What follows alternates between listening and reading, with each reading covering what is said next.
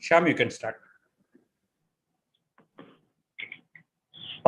Good evening and welcome to the July 2021 edition of the monthly Heritage Talk of Tamil Heritage Trust. Let me introduce Tamil Heritage Trust for those of you who are new to the program. We are a trust established way back in 2010 with the objective of understanding, appreciating, disseminating, documenting, and celebrating India's rich heritage, whether it is art, architecture, history, literature, and a whole range of other heritage-related themes and topics. Towards this, we hold a range of programs and conduct a range of workshops. I'll give you a flavor of some of them now. This is our staple flagship program, which is the monthly Heritage Talk. Every month on the first Saturday of every month at the same time at 5:30, we've been holding talks for the last 11 years by experts and knowledgeable enthusiasts alike. It's a wide range of topics from prehistory to temple architecture to history and so on. And in the recent past, our speakers have been, after we moved online, our speakers have been experts from all over the country, scholars from all over the country. We conduct a range of workshops, what we might call heritage literacy workshops. The How to See a Temple is one of our popular workshops, where a one-day workshop with about half a day of theory on temple architecture, on iconography, on epigraphy, and so on. And then in the afternoon, we take participants to a temple to actually experience whatever we've taught them in the morning in the actual locations. Similarly, we conduct How to See a Museum with the rich galleries of the Chennai Egmore Museum as well. The Pallava Grantham workshop is about epigraphy. We also conduct 2-day seminars, which are in-depth sessions for 2 full days by experts in the fields, which are on specific topics. So, for example, we have conducted on places like Kanchipuram, Srirangam, Mamalapuram. We've conducted seminars on dynasties, Pandya's art and history, Chola art and history, and so on. These are typically held in December during the music season, or what is known as the Kacheri season, and hence we call them Pecha Kacheris or talk Kacheris, as we may call them. We also conduct site seminars, which are in-depth visits to specific sites of heritage importance in the country. You see a lot of participants in that, and each of those participants prepares details about any one monument and acts as a guide to the others when we go there, so that everyone in the team is both a teacher and a student during the site seminar, which is typically for a period of about a week. This one was when we went to Madhya Pradesh, this is Sanchi, and of course this is at Tanjavur, which was, of course, this program, of course, has been suspended due to the pandemic in the last 1 year. Last year, we also inaugurated the first Indology Festival, where we invited experts from across the globe on Indology and had a range of topics. This was an eclectic mix of topics. We talked of prehistory, we talked of Indian mathematics, we had experts speak on architecture, bronzes, and so on and so forth. And that was the inaugural edition. We also wanted to model it like a lit fest kind of thing. So we ran competitions and contests for participants and so on. So it was quite popular, and we hope to repeat it this year as well. Most recently, we've started a program just a month ago, which we call Alamaravai, which is teachers for heritage, building a community of teachers who are interested in disseminating the heritage message amongst their students. We are running this right now only in Tamil Nadu. We have a first batch of teachers who have joined the program, who have undergone the first set of training programs, and are in the process of developing their own material for further dissemination of the heritage message. We covered the cohort includes teachers from schools, government schools, private schools, as well as colleges in Tamil Nadu. The other activity that we have, and I'd like to talk about it a little bit in detail today, is the Tamil Heritage Trust Professor S. Swaminathan Heritage Award. This award was instituted last year in 2020, and Today, we are also calling, as we have done in the last meeting as well, calling for nominations for this award. Last year, the award was won by Mr. Madhusudanan Kalaiselvan, Professor Madhusudanan Kalaiselvan. He was the winner of the inaugural award. I will tell you a little briefly about the award because we invite the award nominations. It's a process of nomination and selection. So we invite it from our audiences across the country. So I'll tell you a little bit about it. Who is the award for? The award is to recognize an individual for deepening our knowledge of rich heritage, for widening the audience for heritage appreciation, and for strengthening the existing heritage assets and resources. Basically, somebody who sort of is a pioneer in the kind of work that we ourselves are aiming to do. You can nominate any individual who is doing great work in the area of archaeology, architecture, history, linguistics, ancient literature, what have you. The work can be towards understanding of heritage, disseminating of heritage, as well as preserving heritage. The nominee must be between 20 and 50 years of age. And this is not for organizations and trusts or people running organizations and trusts. It's meant for people who are doing it on their individual basis. What should you look for when nominating someone? Is the person contributing to this on a continuous basis and not a one-off kind of thing? Is the work based on solid facts and sound knowledge, especially in these days of WhatsApp University and so on? We value the work done by people who take the trouble to do their research and present facts and knowledge to the audiences. And the person, does he or she regularly share information with the knowledge with the public and the knowledge with the public? So that is key to our activity that we do. Dissemination is as important as the discovery of heritage. The nomination is a simple form. You can find it at bit.ly at THTSS Award 2021, and other details are available in our website. The process of selection is the members of there's a selection by a jury, and we have experts from the field, and they will go through the entire evidence that is provided by the nominations, and then we'll choose a winner. The winner will be announced in September, and the winner will also be invited to give an award lecture on the same day. The last day for nominations is July 10th, so we still have a week. Please rush your nominations for the THT Professor S. Swaminathan Heritage Award. More details, as I said, are available at www.tamilheritage.in, our website. Good. So now it's my absolute privilege to introduce our speaker of the day, who's going to speak on the temple architecture of Kerala, Dr. Preeta Nayar. Dr. Nayar is the head of the Department of Archaeology in the University of Kerala. She graduated in archaeology from MS University in Baroda, and then took a PhD also from the same university, where she specialized in Vaishnava iconography. She's done a comprehensive study of the Ramayana theme in sculptural art of Kerala. Her current area of interest, besides Indian iconography, is beads of early historic period, where again she's done a lot of work.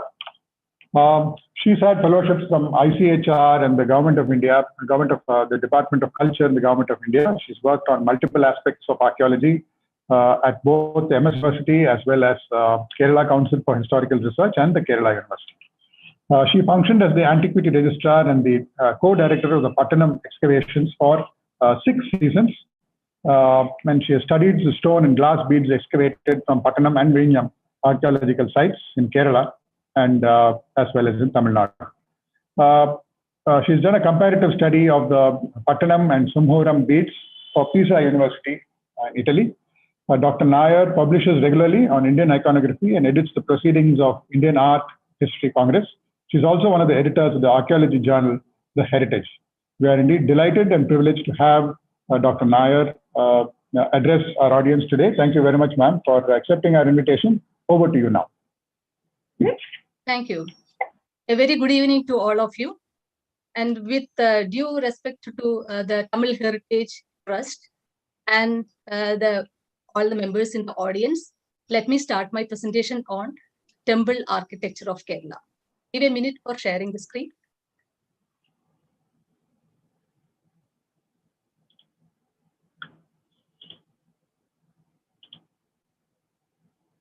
I hope it is visible.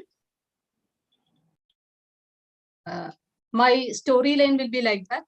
I will start with the cows and will end with the structural temples. What is the main theme of my presentation today? Through the cave temples and the rock temples. Let me take you to a little back, starting with the geography or the geology of the Kerala. You may be knowing that the Kerala is a very narrow strip of land, which is located in between the Arabian Sea and the Western Ghats. You can see Western Ghats is located here. And just because of that, laying in between Arabian Sea and the Western Ghats, it has got its own climate, geology, and geography, and that influenced its architectural styles.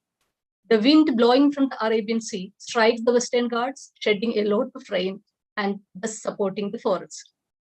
The availability of building materials like timber and laterite stone played a major role in deciding the architectural character of Kerala. We have no material evidences to indicate that there were temples, either rock-cut or structural, in Kerala prior to 6th century CE. The first worshipping edifices of Kerala were the cows. The cows is basically a grove with symbolic stone or stone idol as a deity placed under a tree like this. Sometimes there may be a small raised platform to place the stone idol. Lamps will be lighted in front of the idol. Generally, the gods consecrated were Nagas. You can see here the Naga representation, or the guardian deities of the village. The belief is that they guard the village from enemies, both natural and supernatural. Now, coming to the cave and rock-cut temples, cave and rock-cut temples represents the earliest phase of the temple architecture of Kerala. They were built during the period between 6th and 8th centuries CE. These rock-cut temples were carved on single colossal granite rocks. They carried carved sculptures and images of the deities. The rock temples of Kerala were mostly associated with Shaivite cult. Now let us see some of the caves and rock-cut temples of Kerala of the early period. And this is an example of cave temple. It is located in Ernakulam district, Kallil Bhagavati temple. And it is believed that the inception of worship in this cave temple dates back to 3rd century BCE. And initially, it was a Jain temple. It has got the images or the engravings of the Mahavira, Padmavati, etc. You can see that depiction here. And initially, it may be dedicated to the Jain religion, but later it was converted into a Hindu temple, and that happened around 9th century CE. Coming to the rock-cut temples, and this is one of the examples of Portugal cave temple, which is located in the Kollam district, and this can be dated to 6th, 8th century. It has got a Shivalinga and the depiction of a Hanuman, Ganapati, and Nandi. These are some of the earliest rock-cut temples of Kerala. This is another one, the very famous Vizhinjam cave temple. It has got an unfinished panel depicting Shiva on one side and Nataraja and Parvati on the other side. You can see the Shiva with bow and arrow, and here Nataraja and Parvati.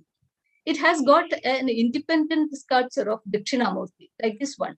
But this is of the later period, 8th century, might have placed into the shrine in the later period, around 8th century CE.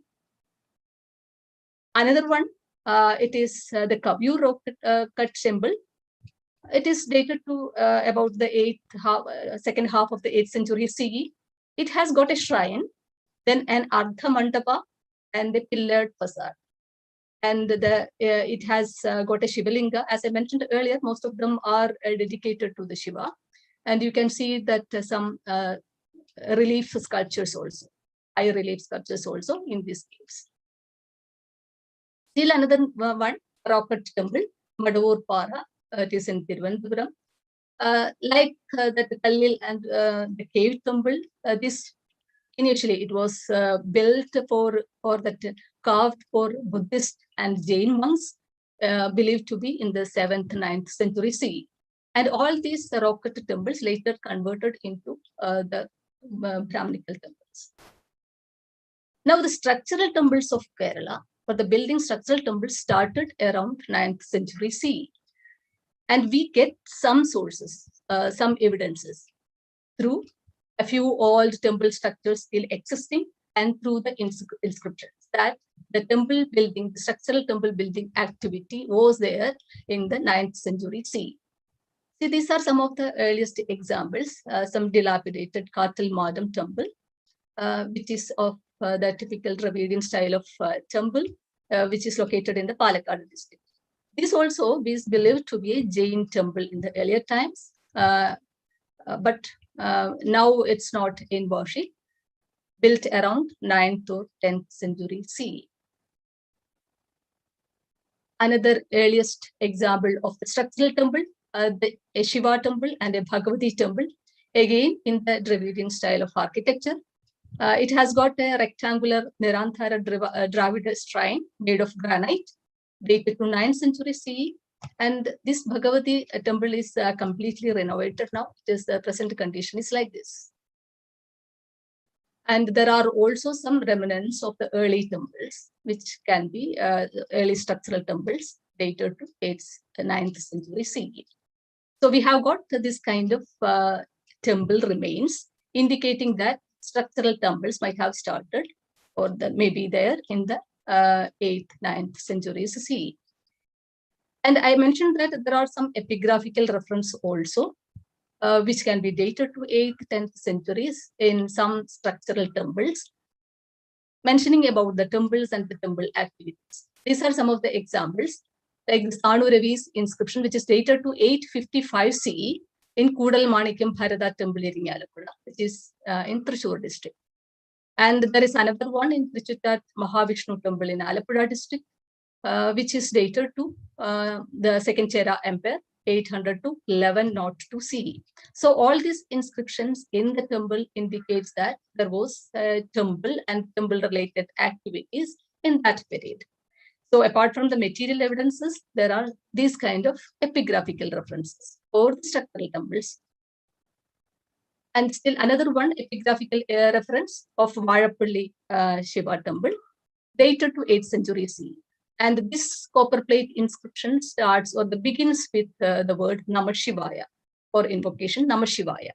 It's about land grant for the daily worship of a temple. Parthivapuram grant, which is in Tamil and Sanskrit. And this temple is attributed to the I dynasty king Tirunandarattan. And these copper plates were dated to 9th century.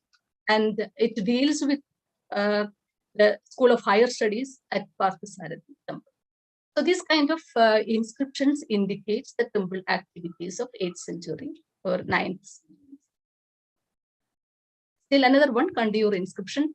This inscription, the caves in the Kandiur Shiva temple, there are two inscriptions. One dated to 946 CE. It describes about the valuables donated to the temple. And it also has got another inscription dated to 13th century CE. It describes about reconstruction of the temple.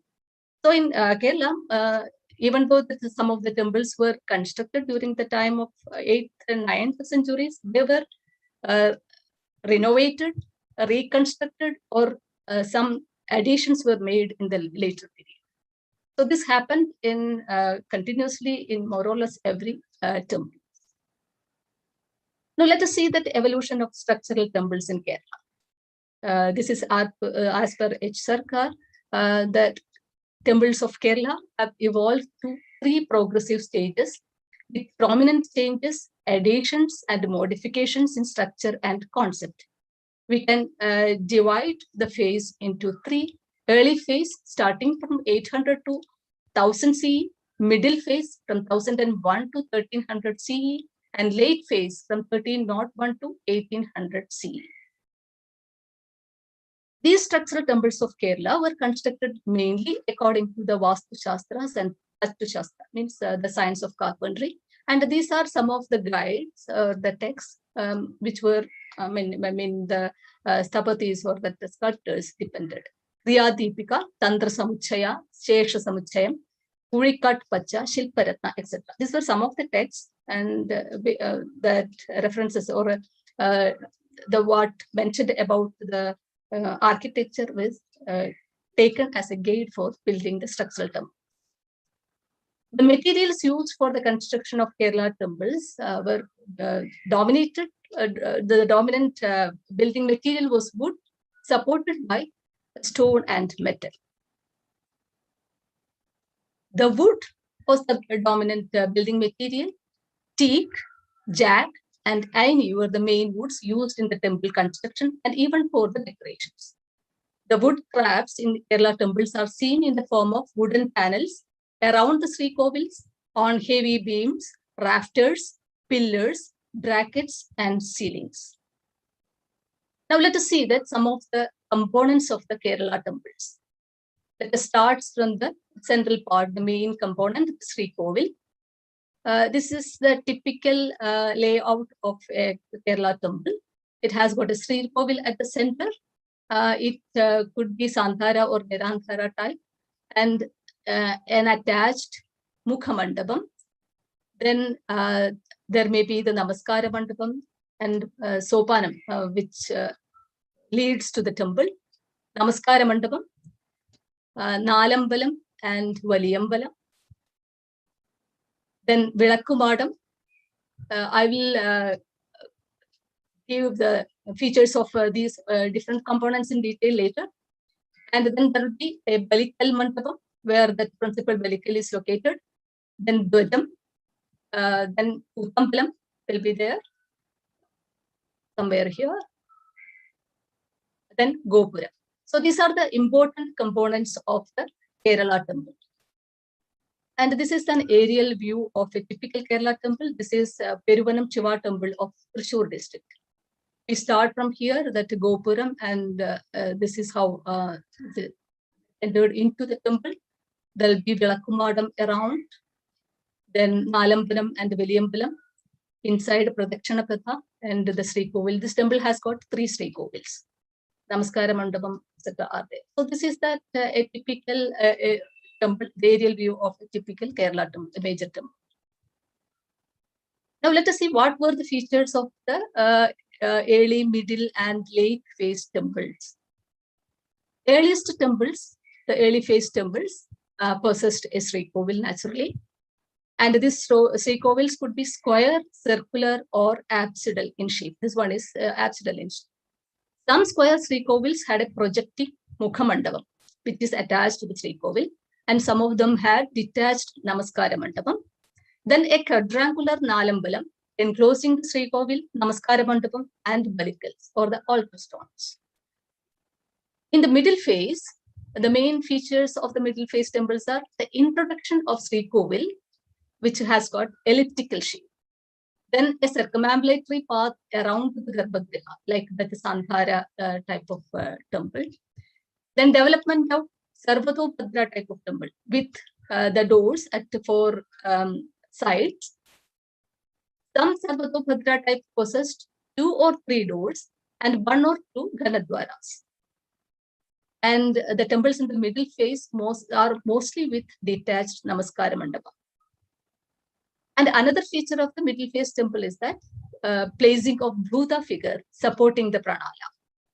And this Sopana may be having the carvings of Hasti Hasta bands. So these are some of the main features of the middle phase temples. Now coming to the last phase temples, these temples were characterized by the introduction of copper sheets for roofing. You can see that copper sheet roofs here. Then subsidiary shrines around in different prakaras. Then the introduction of Vilakkumadam, Kuttambalam, Deepastambam, Dvajastambam, Anakuttal, outer wall, and Gopuram. We'll see these different components in detail later. Anyway, so that in the last phase temples, we do have most of the important features. That almost all the major temples were of the last phase. Now, the layout of the typical Kerala temples shows that it has got Panchapragaras or 5 enclosures. Let us see what are these 5 enclosures.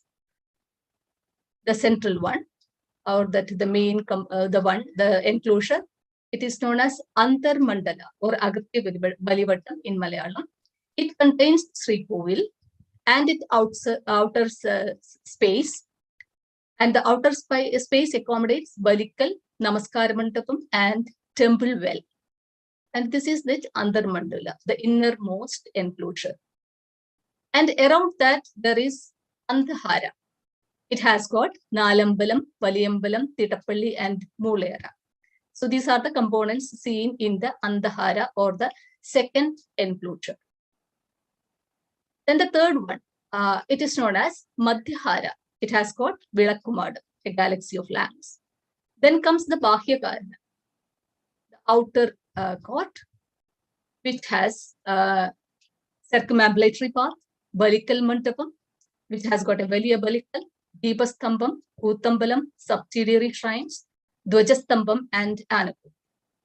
And the outermost one enclosure is known as the Maryada or the Purammadil, the outer wall, outer boundary wall, with Gopuram and Kuttupura. And all these components may not be present in all temples, but all the temples may have the features or the components like Shrikovil, Namaskaramandapam, Nalambalam, Valiyambalam, Balikal, Dwajastambam, etc. It's not necessary that all these components may be there in all temples, but major temples do have all these Pancha Pragara or at least 4 Pragaras. Now let me take you into the temple through the Gopura. And we will go into the temple and see the different components of different Pragaras or Pancha Pragaras. Let us start with the outer wall and the Gopura. This is how the outer walls of the temples are. It is also known as Maryada, the outer wall. This is that the outermost Pragara. Most of the major temples are protected with outermost compound wall. Just to see that shape of this wall, it is like the belly of the elephant.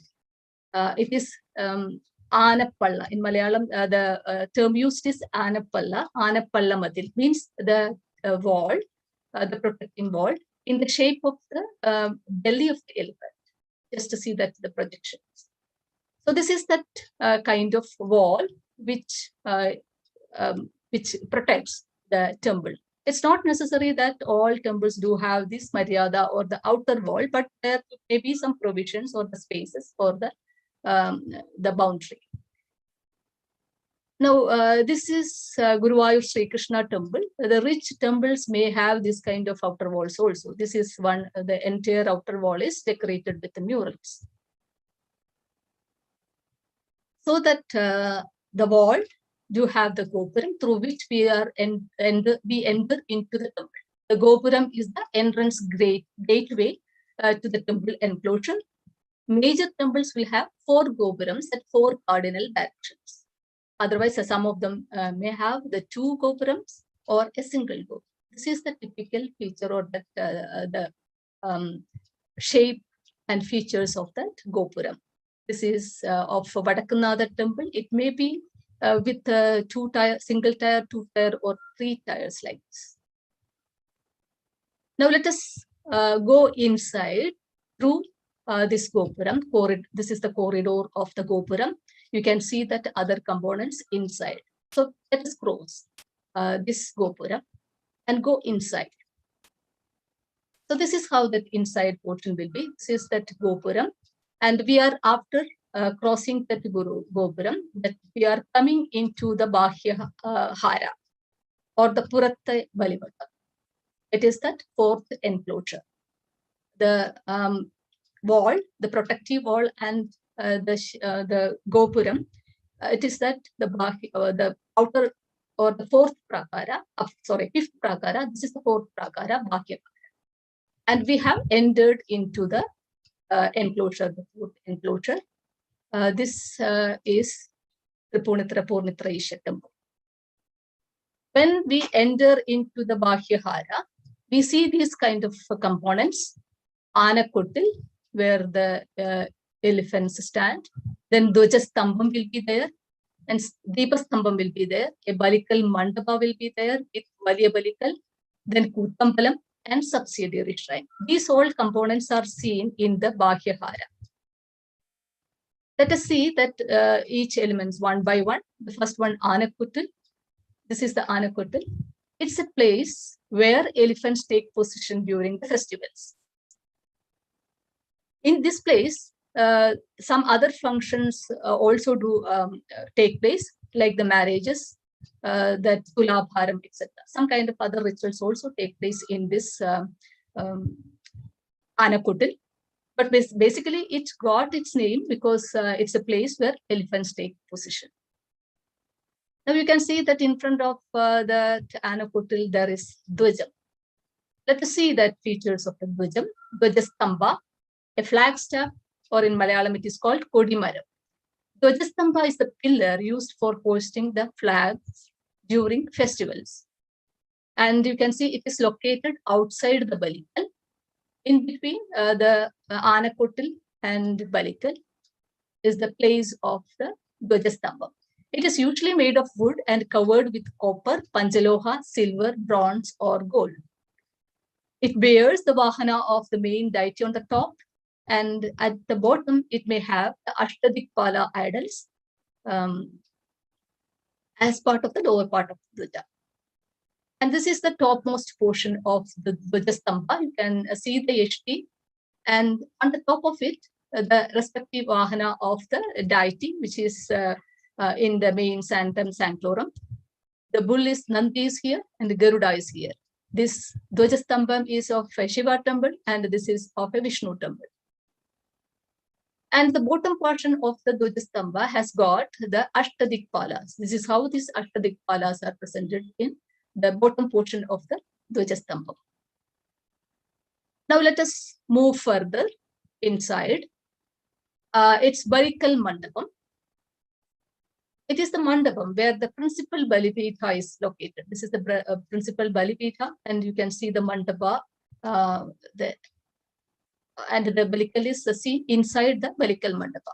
It faces the sanctum sanctorum or the shrikovil. And sometimes the ceilings of this Balikal Mandapa do have sculptures of Ashtadikpalas and Navagrahas, well decorated one. The ceilings may be, ceilings are made out of the wood, and there are sculptures of Ashtadikpalas and Navagrahas. Sometimes even the beams may have the story taken from the mythical, Mahabharata or Ramayana, wooden panels depicting the story, mythical stories.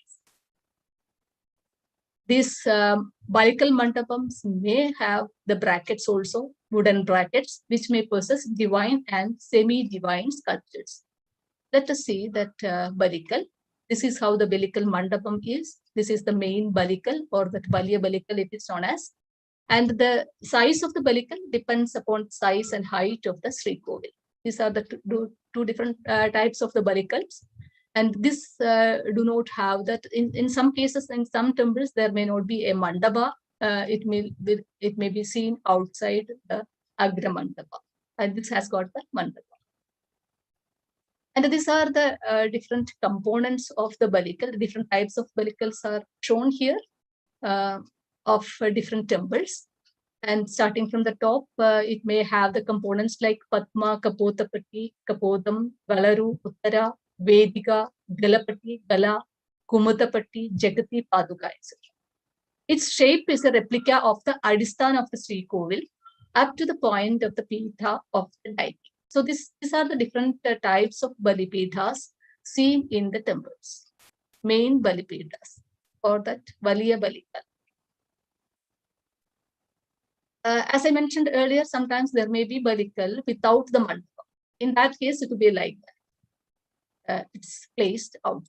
Just to see here also, this is the Dvajastamba, and Balikal is placed here. This is the ceiling of Balikal Mandapa. Some of the Balikal Mandapas do have plain ceilings, but some are with the decorations. Ashtadikpalas or the Navagrahas sometimes also seen. And this is how it is decorated. And sometimes you may see the paintings also. See that enlarged portion.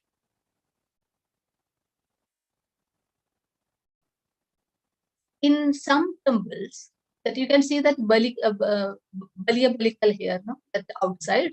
And in this mandapa, in some temples, the Balikal will be in this mandapa. And in some cases, if the Balikal is outside, this may place or this may carry the Shival, the Nandi, the sculpture of Nandi mandapa. This Agra mandapa, which the mandapa is also known as the Agra mandapa. In Shiva temples, the Agra mandapa may accommodate Nandi, and it is also known as the Nandi mandapa. Now, in this, the Bahyahara also do have the Kutambalam. Kutambalam is the temple theatre, and where the classical performing arts like Kathakali, Kudiyattam, etc. will be performed. The Kutambalam is positioned at the southeast corner of east-facing temples and at northwest corner of west-facing temples.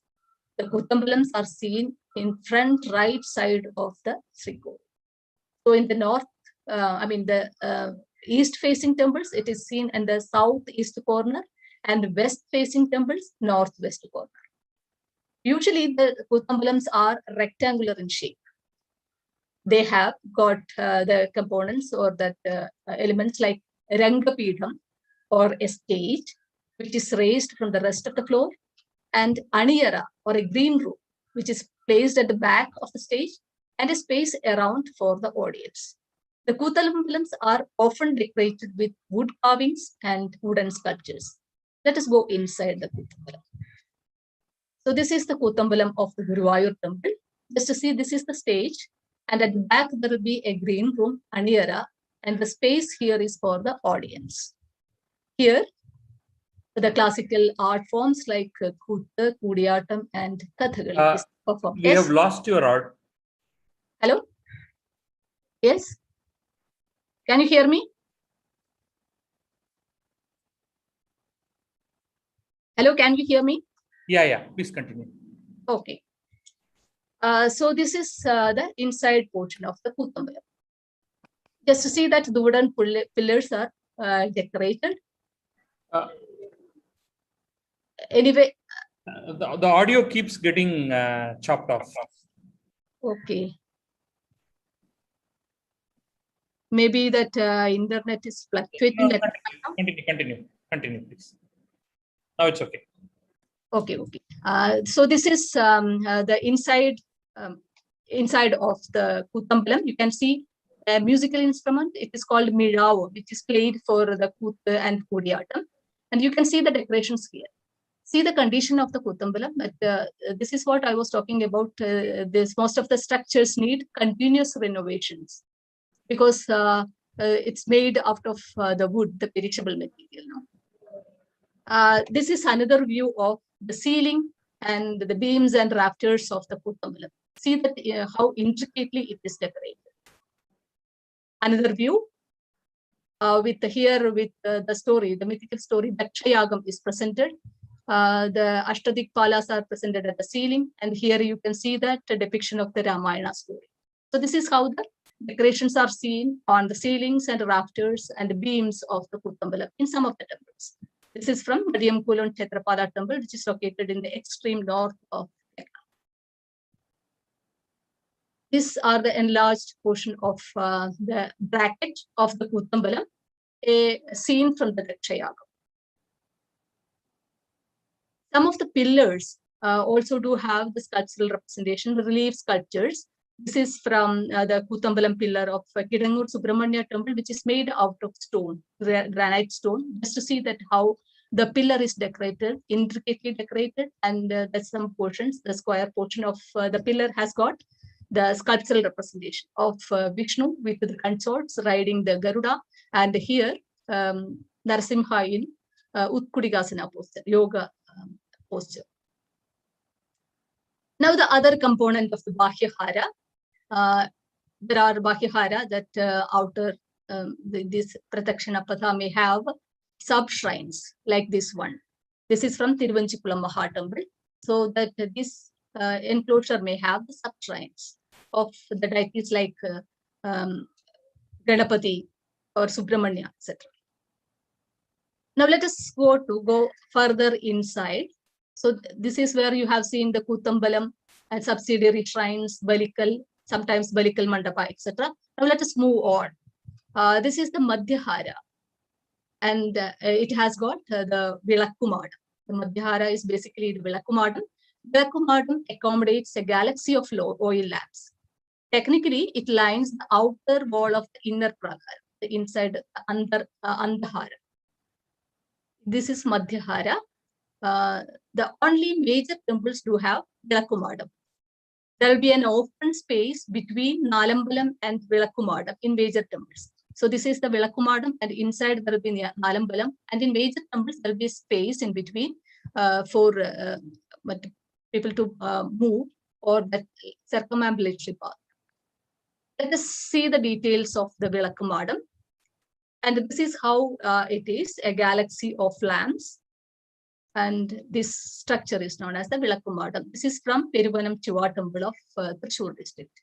I'll be taking different temples to show that different components, and not be from the single temple. Now, in case of small temples, there'll be multi-tiered lamps fixed on the outer side of Nalambalam wall. There may not be a separate Vilakkumadam, but that galaxy of lamps will be presented like this on the outer side, outer wall of the Nalambalam. Let me take you inside again from the Vilakkumadam. This is a view that this type of corridor will be there in that in the Nalambalam corridor. You can see a Balikal here, Sopanam, Mukhamandapam, and the shrikovil. So let us move inside. Let us go inside, crossing this corridor to the Andhahara. When you enter, this will be that this is how the temple will be. Like there will be a Pradakshina Patha, and this Andhahara, the next enclosure, may have the Nalambalam and Veliyambalam. These are the Nalambalams, and in the front broader portion is known as that Veliyambalam. Then there will be a Tittappalli and Moolayara. So these are the main components of Andhahara. Let us see them in detail. So we came from here. We entered from here, from the Nandi Mandapa, and this is that the broader portion of the Chuttambalam is known as that Baliyambalam. Nalambalam is a pillared open hall like this one, surrounding shrikovil and namaskaramandapam. The broad side, like this one, of the Nalambalam facing the shrikovil is called the Baliyambalam.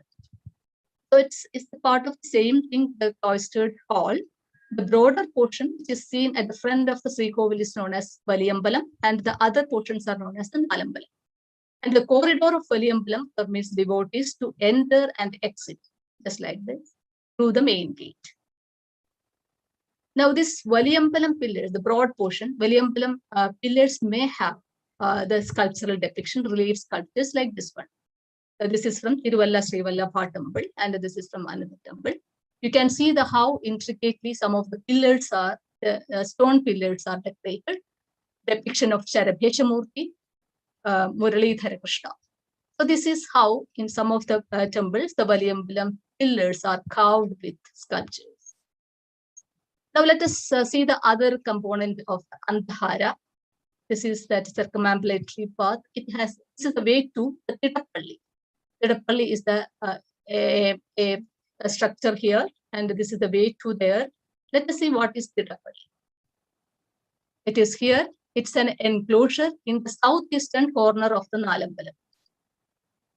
It's a holy kitchen where the Naivedyam or the food for God is prepared.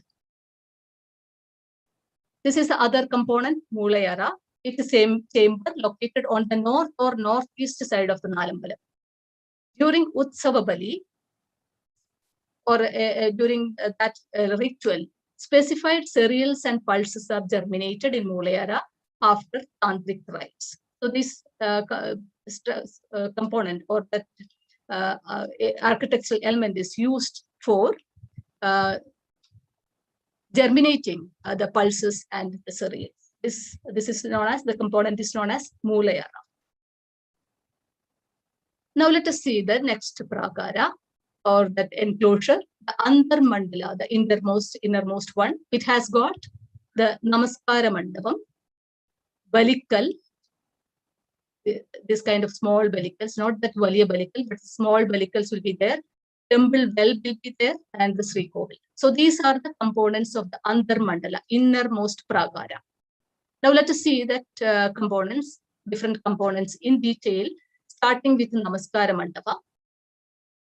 This is the Antarmandala. You can see that Nalambalam and Veliyambalam. This portion is known as, or that these components are the part of the Antarmandala. This is the Antarmandala. It has got shrikovil, Mukhamandapa or Namaskaramandapa. Then balikals will be there, sopanam, etc.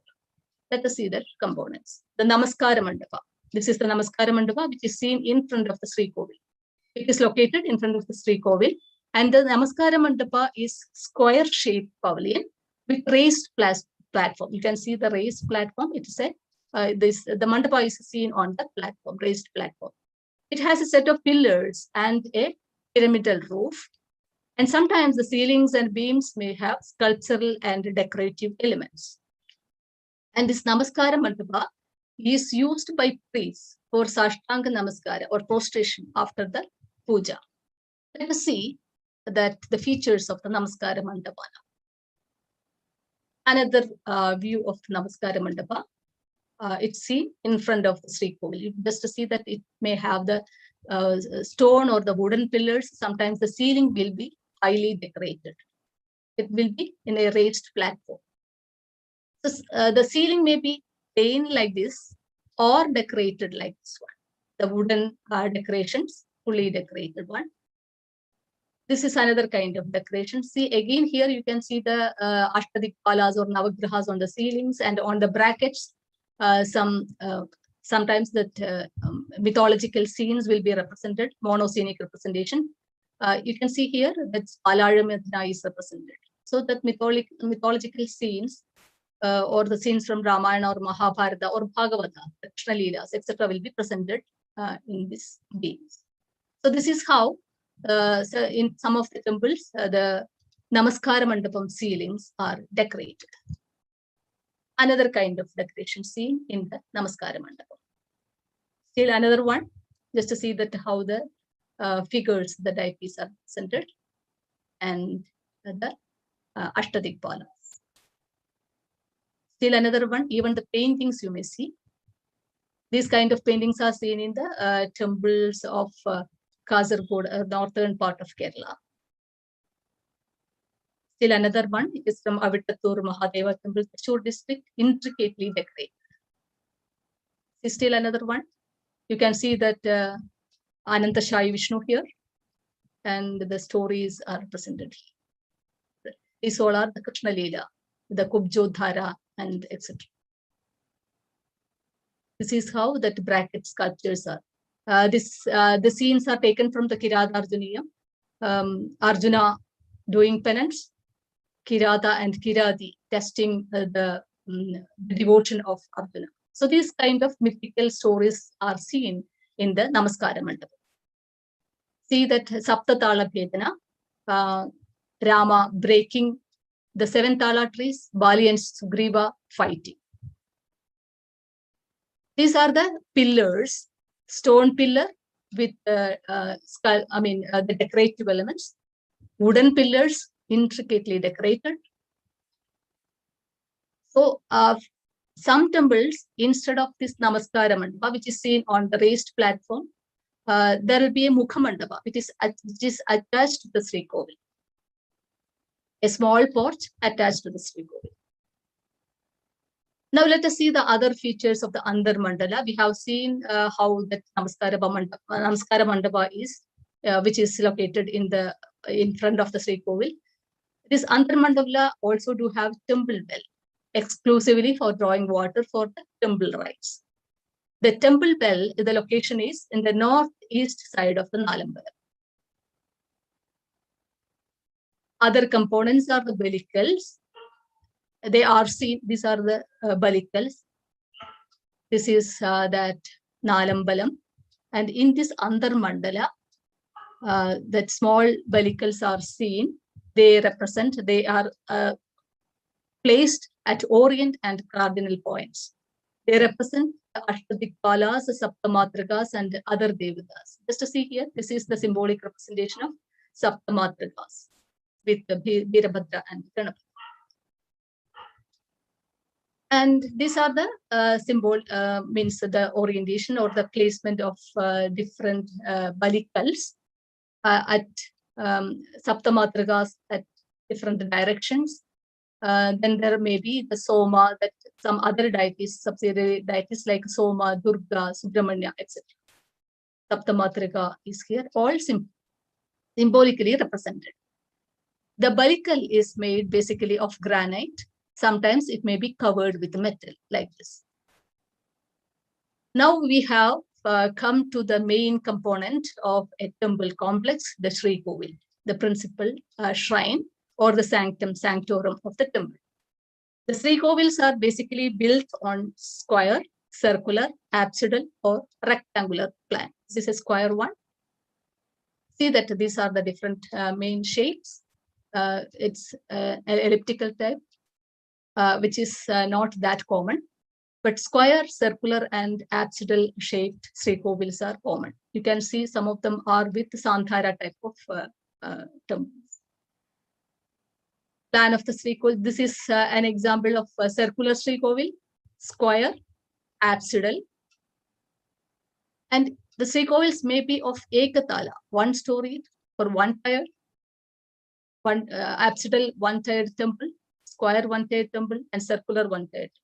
Or it may be dvitala with 2 tiers, or tritala with 3 tiers. Let us see that the elevation of the shrikovil. It has got the components like adhisthana and a pilastered wall, then a sloping roof, and topped by a stupi. And this is that Sabarimala temple. You can see that the components of the different components in the elevation of this temple also. These are the different parts of the Adhisthana and Vedika of the shrikovil. In the early phase, the Adhisthana and Vedika may be like this, and middle phase with a little elaborate, and in the late phase, much more elaborate. I have taken this from H. Cosby. See, these are the different components of the Adhisthana, which is basically made out of granite, like this one. It has got Padukam, Jagati, Kumudam, Galam, Pati, and Vitti, the wall. And it may have Pranala also. That just to see that Pranala here in the Adhisthana. Pranala, let us see the features of the Pranala. An outer, it's an outlet attached normally to the northern wall of the shrikovil for the exit flow of the liquid used for Abhisheka of the deity. For the Abhisheka water, for draining out Abhisheka water, the Pranala is made. It can be circular, multifaceted, square, or rectangular in shape, sometimes very plain, sometimes highly decorated. So these are some of the examples of the Pranala. You see the Buddha figure below the Pranala, as if Buddha is supporting that. And this kind of Buddha figures are noted from 14th century onwards. See another kind of Pranala. These are the different varieties of Pranala. It may have a base which looks like a Vyala, and at the extremity like a Gomukha. And ornamentations like it may have the pearl-like ornamentation, strings, and the creepers. Just to see that these are the different types of pranalas seen in the temples of different phases. Now coming to the sopanam. The sopanam, this is that sopanam, a flight of holy steps, which steps to reach the sanctum sanctorum, which is usually at a slightly height place, so higher place. So the flights are there to reach the sanctum sanctorum. So these flights of steps are called the sopanam. It may have 3 to 5 number of steps. There are 2 types of sopanams, one with direct flights like this, direct flights, and sometimes the lateral flights that we will see later. The sopanam, you can see that decorations on the hand rails and even at the side. sides that the rails resemble. Just to see the rail of the sopanam. It's like the rolled up tongue of the valleys. Sometimes like it hasti hasta, or sometimes it may be like that lion face also. They are sometimes plain or decorated with different types of relief sculptures. Just to see a dance, kuta dance type of depiction is seen here. And sometimes there may be the depiction of the deities. Sometimes floral decorations may be there or plain. Sopana may be sometimes covered with the metal. This is the second type of lateral steps. Sopana with lateral steps leading to the shrikovil door. Now let us see the shrikovil walls. So we have seen the sopana through which that we can enter into the priest enter into the shrikovil. Then pranala for that draining out the abchega water. Now let us see that wall of the shrikovil. Normally the walls of the shrikovil are made out of laterite and very rarely out of granite. And it may be plain, plastered, painted, or sculpted. Now let us see the details.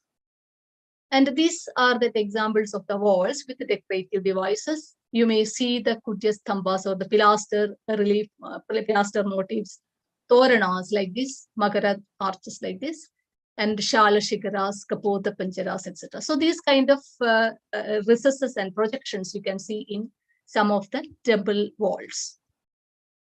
See that these are the different kinds of niches seen in the temples. Sometimes the niches may have the sculptures of the deities, and it may have the paintings at the recess portions. Just to see here, it is made out of laterite. It is plastered and painted. It also do have the pilasters and the torana type of decorations. The shrikovil, around shrikovil with mural paintings. You can see the bracket figures also, highly decorated. These are the shrikovil covered with wooden panels with the sculptural depictions and the floral decorations. It's painted. See, this is from Ernakulam Shiva temple. There are some temples with the shrikovil fully covered with wooden panels, which have got the sculptural depiction and the floral depictions. So this is how that wooden panel shrikovils are.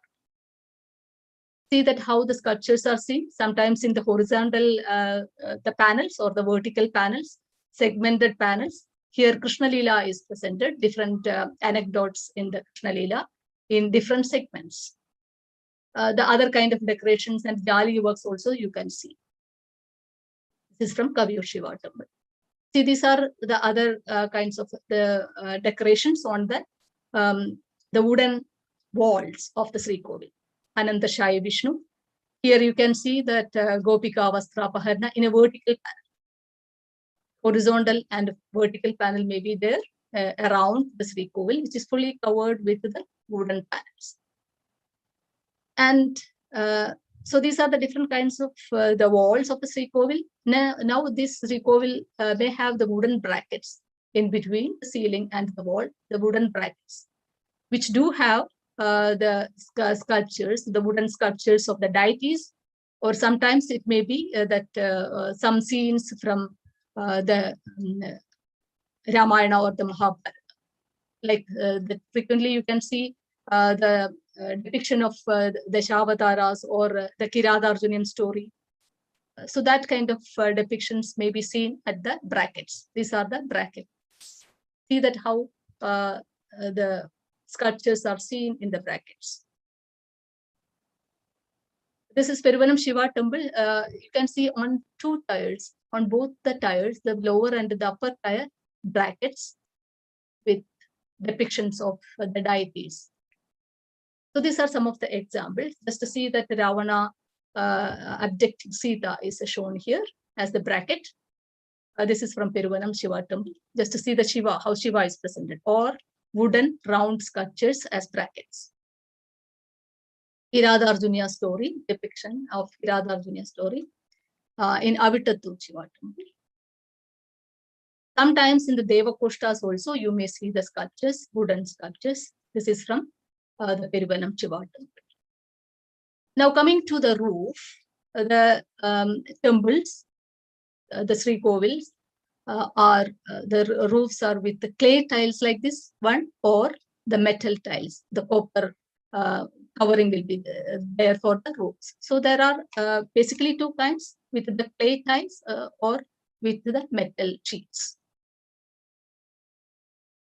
Now that stupi, which is that at the top portion of the Vimana or the Shrikovil, stupi is the pointed finial at the pinnacle of the Shrikovil. It is considered as a communication device between the mortal and the spiritual world. It has got different components like Mahapadma, Kumbha, Nala, and at the top a lotus bud. Just to see this, how the stupi is presented on the top of the roof. Now that I am taking you out of the temple premises, and let me conclude with showing the temple ponds which are seen outside the Bhakyahara. So these are the some temple ponds which are usually located at the northeast corner of the temple compound. Outside the Bhakyahara, you can see that very beautifully, like the stepwells of that northern region, India, like Gujarat, or so that kind of may not be that much sculpturally depicted, but beautiful type of temple ponds. So these are seen, the temple ponds are seen outside the Maryada, or the outer wall. This could be termed as the Kokirani, but the water is used only for the rituals. You can see even that the mandapa, which is at the pond, is decorated with sculptures, wooden sculptures. And with that, I end my presentations. Thank you very much. Thank you, Dr. Preeta Nayar. There have been plenty of questions, so let me sort of organize them and structure them in a manner so we can start answering them. Okay. This whole presentation is really interesting for some of us who have been primarily used to the Tamil Nadu structure. Of course, the audience is very wide. There are many people from across the country. The questions are sort of mixed at different stages of your presentation, as you had been going through, starting from the cave temples and subsequently the structural temples, etc. The first question that has come is from Krishna Kumar. He says, can you recommend a good book or source that lists down all the rock cut temples of Kerala? Sarkar's book is there. H. Sarkar's book, Temple Architects of Kerala. So that is very good. He has dealt the rock cut temples in detail. So you can go through that. Then apart from some of the rock cut temples are mentioned in Jayashankar's book also, the temples of Kerala. Then Ronald Bernier. But it is better you follow the H. Sarkar's book. Okay. Thank you. I guess it's not just Sarkar's book contains everything from the cave temples. Not everything. Yeah, that you have to see some of the articles which are published, not in the book. Okay, thank you. Again, another question which is from both. One more point I want to add. In our department, the students use as a dissertation topic, they have dealt the rock cut architecture of Kerala. So that kind of works are there, they have published also. So it's not in a book form, but you may get the articles. Not all rock cut caves and rock cut temples, but region-wise you may get. Yeah, even if you have something that enumerates everything, even if there are not enough details, but if it enumerates, even if there is an article, if you could send it to me, then I can post it in the Tamil Heritage site. And if there are any theses which are downloadable, accessible for public, you could refer them, and I can add it for other people to take a look at. Okay, I will do that. Definitely, sure. I will. Thank you. pretty much the same question from two Shantala and Krishna Kumar again. These rock cut temples are under the patronage of which kingdoms, or under which dynasty the rock cut shrines were built? See, some that I'm not sure about that under which dynasty it was. That only that the date we can make out. Means it was before 8th century, maybe 6th to 8th century. But I am not sure about that under which dynasty this kind of rocket or the caves or the temples were excavated. That maybe that the southern region, maybe under the I dynasty. I'm not sure. Some of them have got the Pallava features, the sculptures like that of the Vizhinjam cave temple. The figures are that of the Pallava influence is there. Right. But could be of that I dynasties under. I'm not sure about that. That under whom? Since we don't have any inscriptional or that kind of evidences, no, it's very difficult to tell that who has done, under whose patronage it was done. But some of the caves you also showed the Chera inscription, particularly of the second Chera Empire. You had, that is not of the cave temples, structural temple, no? Okay. Structural temple, not cave temple. So none of the cave temples has any inscription that can assign. Not to my those... knowledge. Okay. Not to my knowledge. Okay, fine. There is a question which is slightly different from the topic that you are dealing with, which is from Kaudi Green. Can't remember, figure out exactly the name.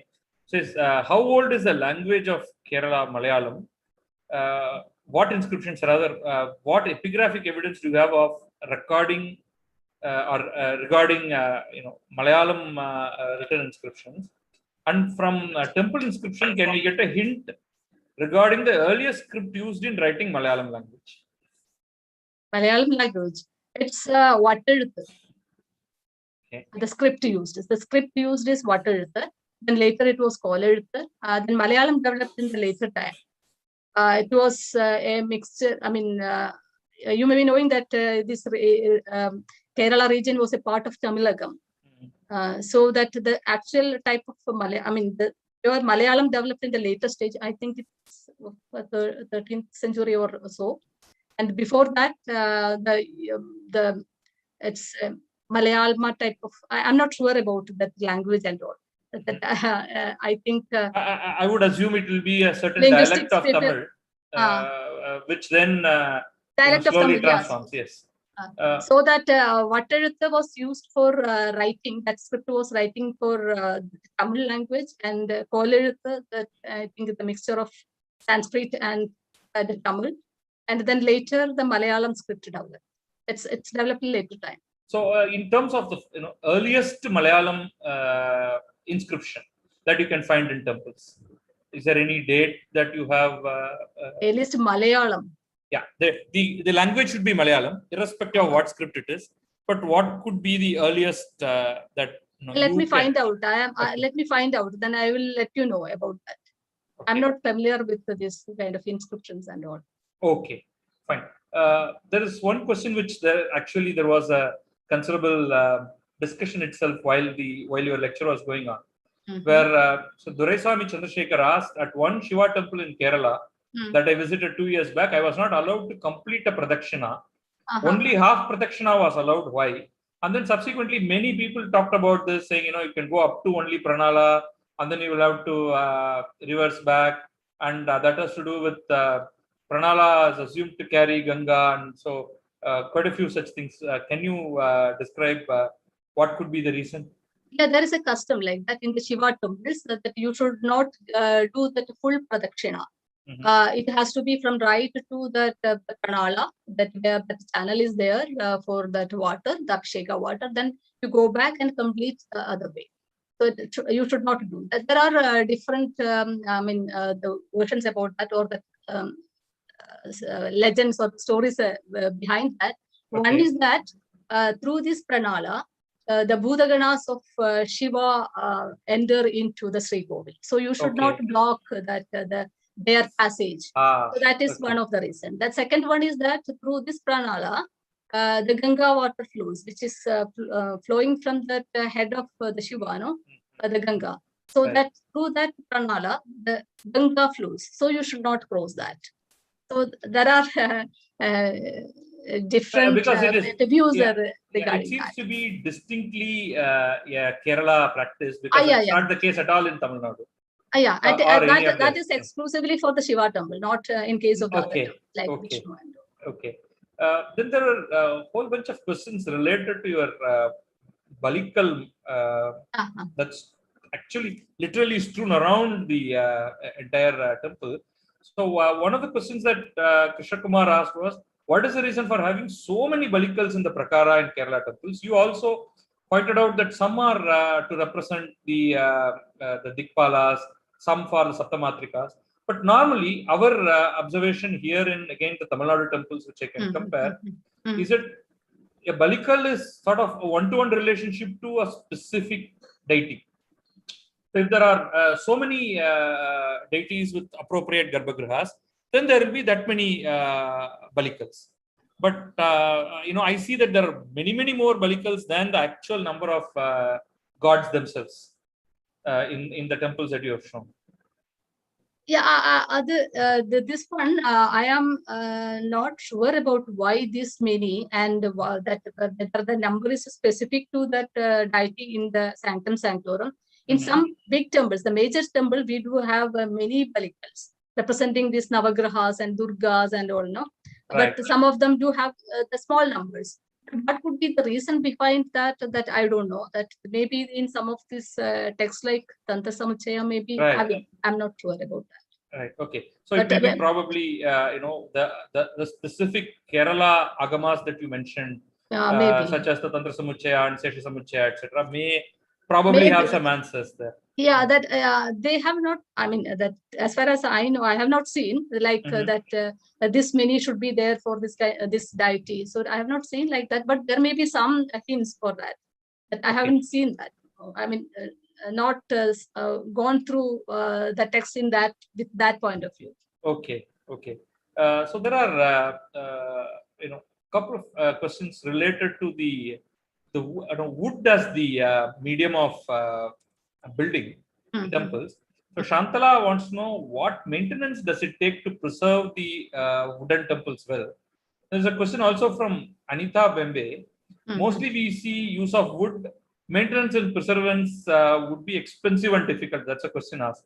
I guess relative to stone or Sudai kind of temples, how is the maintenance? That is a very pertinent question. Because the wood is very much perishable. I showed you that one Kutambalam with all that going out. So this is happening in almost except some of the major temples to do have the revenue. The other temples is in a very bad condition, and it is very expensive. That continuous maintenance is necessary. So that is the reason that if the temple authorities get some money, that they renovate or they make replace that which were weathered one, no, that the structures and the beams. So that is why that it is very difficult to date some of them also. That continuously renovating and re-establishing, so that it's very expensive thing, and the what revenue that some of the temples get is not enough actually for that renovations. It's for the stone temples, it will be very easy, the renovation may not be that much necessary. But in case of the Kerala temples, this is a very big problem. That some of the temples are under the ASI and State Archaeology Department. Even the ASI temples, and they are looking after the treatment and all. But the other temples, it depends upon how rich the Devasums are, the local Devasums and the people are. So and another problem is that, just to see that you have seen that beautiful sculptures. In some regions, they will just paint it with some colors. So that kind of problems are there. The aesthetic sense and the antiquity value and everything, that without seeing that, Yeah, because that modern paints are cheap. Right. And so that maintenance is very difficult for. Yeah, I guess then one is the maintenance part of it. The other is the sculptural value. For example, in stone, you continue to have the sculptures almost forever, unless you are going to sort of blast it, etc. Here, I guess, let us say for argument's sake that every 200 years the wood is replaced. You lose the sculpture and whatever was there. So the next set of them are almost completely redone, right? Even perhaps the wood type is different. The structure itself may, since you completely replace the structure and put something else, may not necessarily exactly follow the previous structure. So that's another. I don't want to call it a problem, but that's a feature, perhaps. This is, you have to maintain only a wood as a kind of a structure, because if you had the typical Dravidian architecture of the other 3 states nearby, obviously was not suitable. I mean, there is no other reason why the Kerala temple architects created a unique style specifically for Kerala, because of the rains and the terrain. They probably felt that, availability of the material. The wood was very much unavailable. No, that the stone was not that much available, and the expertise in wood carving. So this all influenced in using wood as that material. You said what you said is correct. Like while replacing in some of these sculptures, especially that while I was doing that survey, that I have seen that most of these bracket figures, that sculptures are gone, and they have taken it out, but while replacing it, replacing it with the modern ones. So you won't see that that beauty, or that may not be in the same pattern, and there is another problem also, that without knowing much, that is the sequence of the stories, the replacing one will be of that different kind. So these all problems are there. Okay. There are now, again, a couple of questions, which is more to do with the temple practice. So Rajaram asks, how long does it take to light the lengthy galaxy of lamps? During which occasions are these entire lamps lit? And there's another related question from Srinivasan Sudarshanam. How do the scores of beautiful oil lamps in Kerala temple continue to burn without going out for a long time? Actually, that what I showed in the Velakkumadam and all, in the temples, there the full all the lamps will be lighted only on this auspicious, some special days. Okay. That will be that will be that some people will be donating the lamps. I mean that the oil for lighting the lamps. So that usually happens that a group of people will assemble the temple, and in the evening they start lighting the lamp. Okay, so it'll be multiple people doing that. Yeah, multiple, not a single person, multiple. Okay. Maybe a family members or from the members from the village on some auspicious days. Okay. So that they start in the evening, and by night it will be with full with lamps, But every day they won't. Okay. There's a question from Paramita Das. Are sopanams made of stone or wood? It is made up of stone. Okay.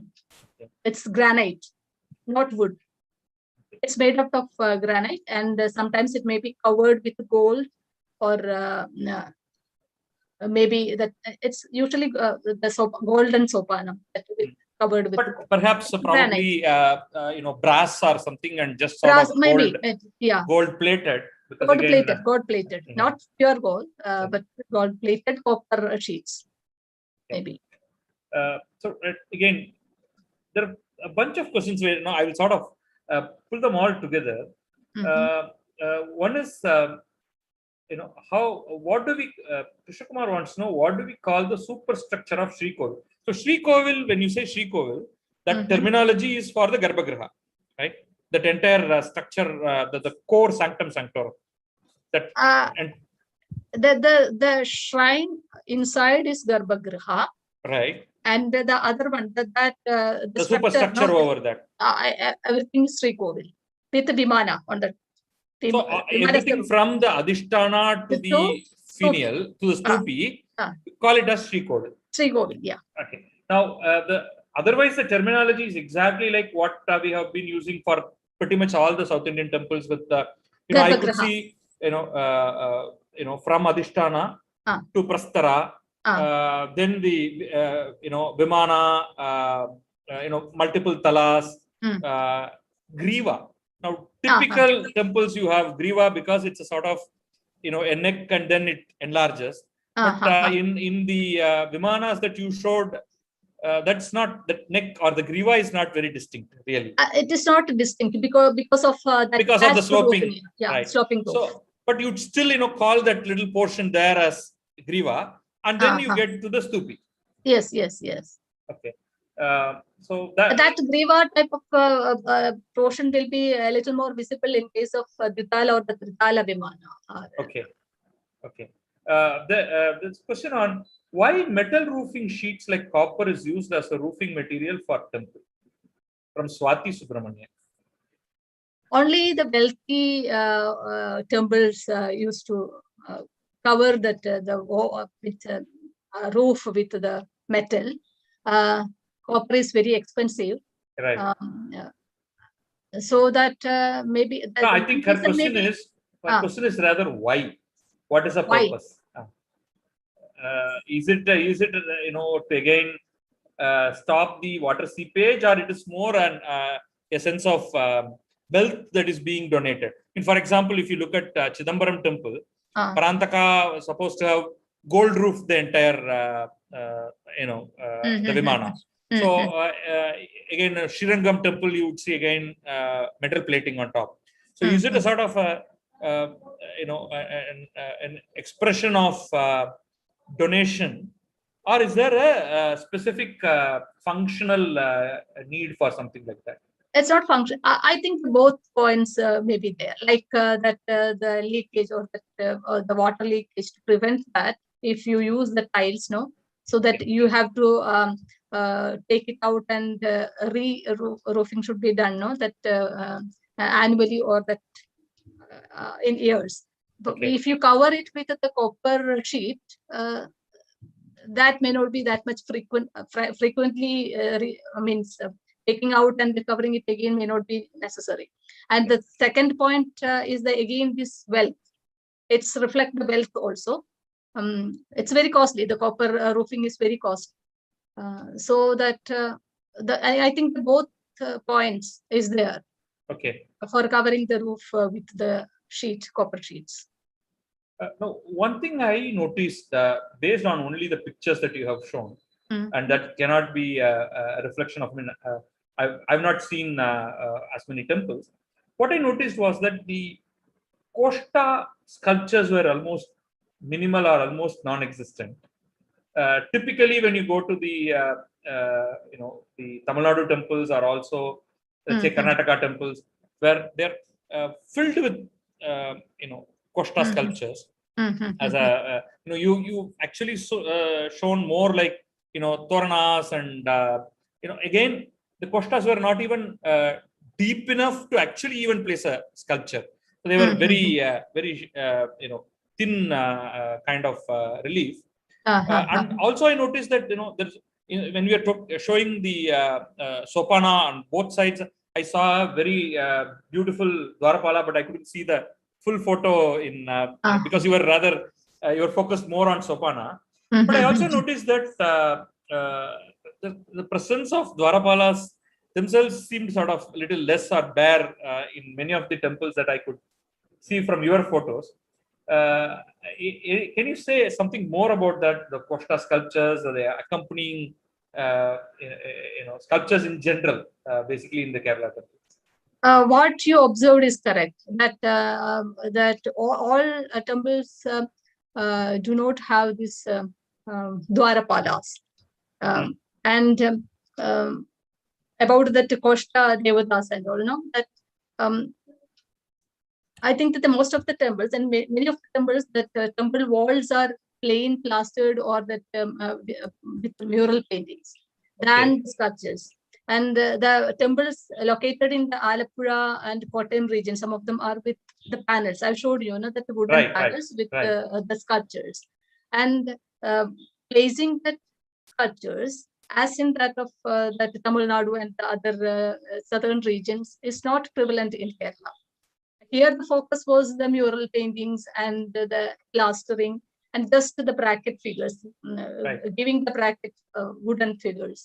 So that was the practice, not much. But the main another point is that these masons or the sculptors were brought from outside, like Tamil Nadu. But that the carpenters were they were well versed in making the sculptures. Local, they were the local. Right. Okay.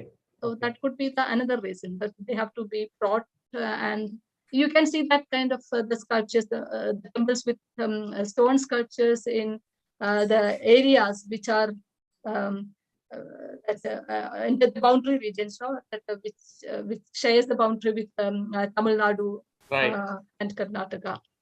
So the temples there do have the stone sculptures. Yeah, I guess I can also sort of again guess that when you have a very deep sloping roofs, which considerably cover from a distance portions of bitti. So it is not, the walls are not fully visible because the roof sloping is considerably down. A typical Tamil Nadu or a Karnataka temple will have the only jutting portion is a little bit of the prastara. And everything is clearly visible. So perhaps these were all reasons. I don't know. I mean, I'm just thinking. Yeah, these are very good observations. I think I have to see in that way. And another point is that even the brackets I showed, that wooden brackets, it's not, all these are not that much visible. If you go inside and just to see that, look for that, then only you will be able to see that. Yeah, but then, if you look at even within the regions that I'm talking about, the rest of South India, the brackets were again fairly simple to start with in the early days of the Pallavas and the early Pandyas, and then and even in Badami Chalukyas, and then it becomes more ornate. During Vijayanagara period, you really see the which then covered pretty much all of these three states, where you see fairly large bracket sculptures, both structural elements as well as the sculptural elements coming into the picture there. So that I guess I can see sort of similar parallels, but it is specifically in the rest of the structures and around the core, the shrikovil portion of it, where you see that it's very bare relative to the temples that we see elsewhere. Yeah, it's correct that it's comparatively compared to the temples of the other regions. It's the Kerala temples are not that much ornated. That whatever see are these Mukhamandapa decorations, Kothambalam decorations, and these bracket figures. And another point is that these bracket figures and the wooden sculptures we get mainly in 16th, 17th, and 18th centuries. Not very rarely we get. Okay, I understand. Okay, so I know there are many more questions, but let me just bring just 2-3 questions to close this. Ramki wants to know if on the Sopanam, the number of steps, are there any differences based on who the main deity is in terms of? I think he's trying to relate to Ayyappan and 18 steps. So, are there steps, number of steps related to the deity? It's not related to the deity. I think the 18 steps it's seen in that Shabarimala temple. Right. And not in the other temples. It's 3 or 5. It's not related to that who is that in the main deity in the sanctum sanctorum. It's rather a structural feature. Basically. The structural feature, how the high that the shrikovil is, Yeah. So but it will be an odd number, 3 or 5. Yes, 3 or 5. Yeah. So that's where the 18 in Sabarimala is a sort of exceptional. Right. Okay. There's a question from Gopu. When did the practice of offering worship with the fireworks, Vedi Vadipadu, start in Kerala temples? I don't know. Actually, that one person has done a work on that. I think he has. I will find out. Then I will let you know that when it started. Sure. There's a question from Kumud Kanitkar. Is there no component corresponding to Antarala connecting sanctum to mandapa in northern architecture? No, we don't have that kind of structures. There is a small space in between the mandapa and the shrikovil where the devotees can stand and do the worship. A small space is there, not a connecting Antarala kind of thing. Yeah.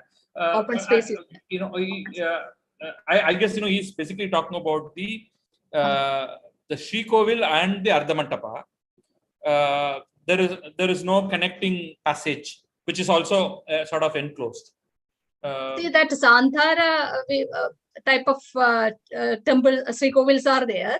That you mean that no, Antarala is basically the connection between the ardhamantapa and the garbhagraha. Yeah. The another point is that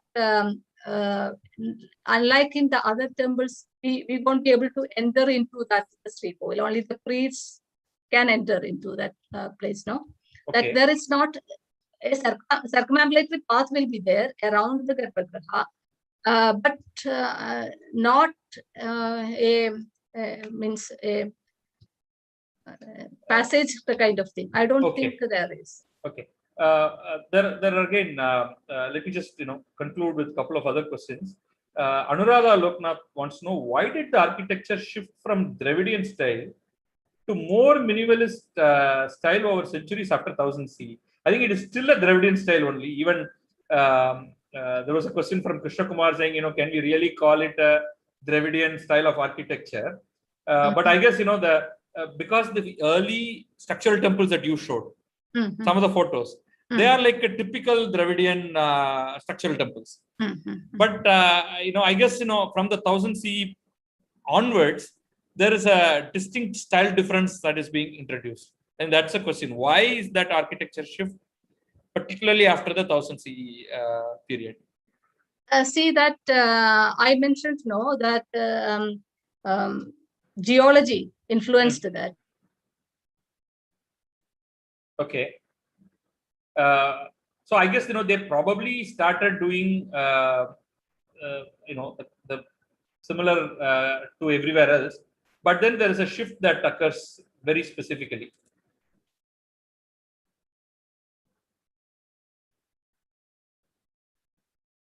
Hello.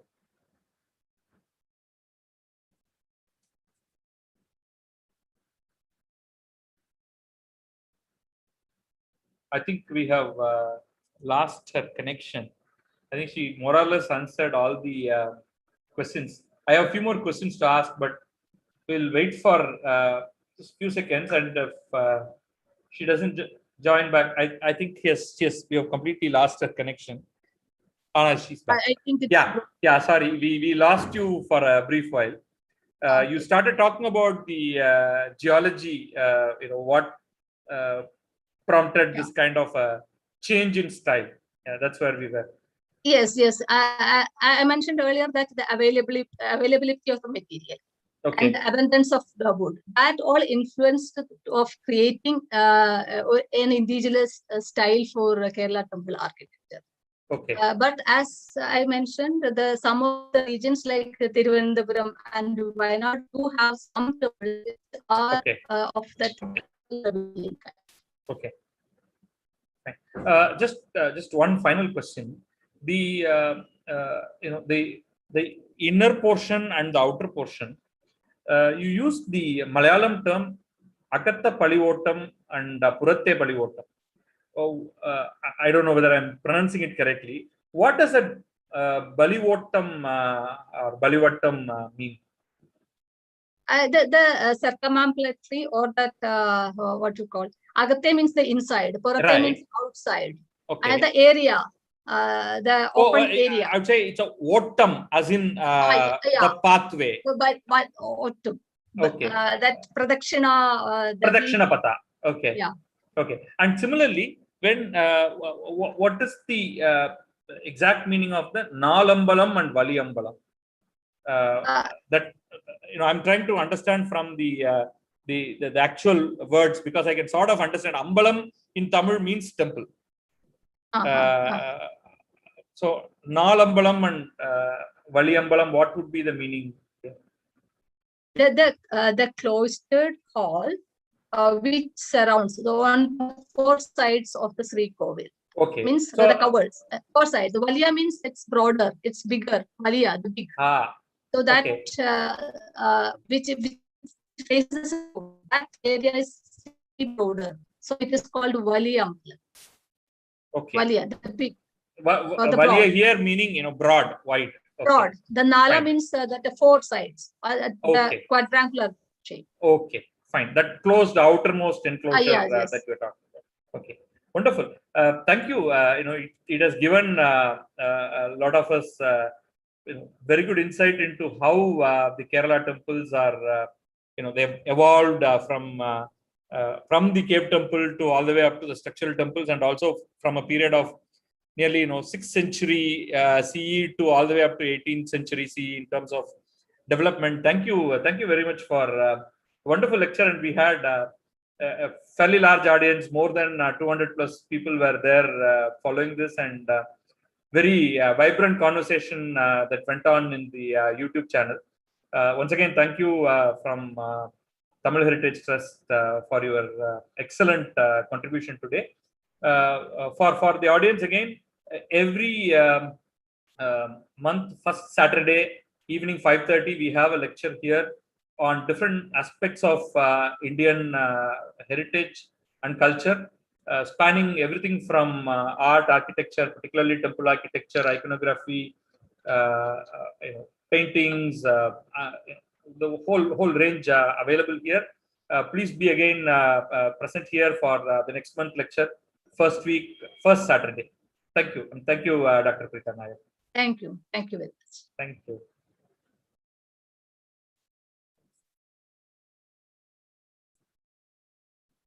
Yeah, I have ended the session.